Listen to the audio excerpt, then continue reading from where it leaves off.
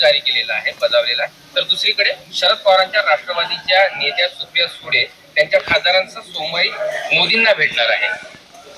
बघा, त्यांचं स्वतंत्र पक्ष आहे, ते कोणाला भेटायचं नाही भेटायचं तो त्यांचा प्रश्न आहे.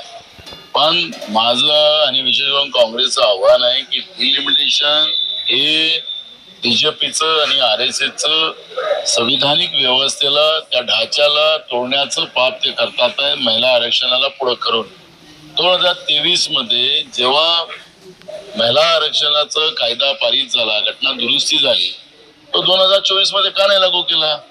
आता 33% मंजूर झाल्यानंतर आता म्हणतात आम्हाला 50% करायचं आहे. त्यावेळेस का नाही आणलं 50%चं? पण महिलांना पुढे करायचं आणि त्या माध्यमातून संविधानिक व्यवस्थेला आणि संविधानाच्या ढाच्यालाच दुरुस्त करायचं हा प्लॅन मोदीच्या आणि भाजपच्या सरकारचं आहे, RSSचं आहे. माझं सगळ्या लोकांना आव्हान राहणार आहे की थोड्याशा फायद्यासाठी आपण या डिलिमिटेशन मध्ये कोणी मदत करू नका.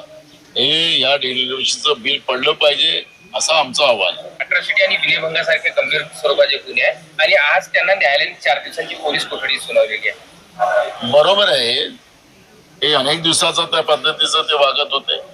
मोठ्या प्रमाणात ऑडिओ व्हायरल होत होते, चॅनलवरही आपण पाहत होतो.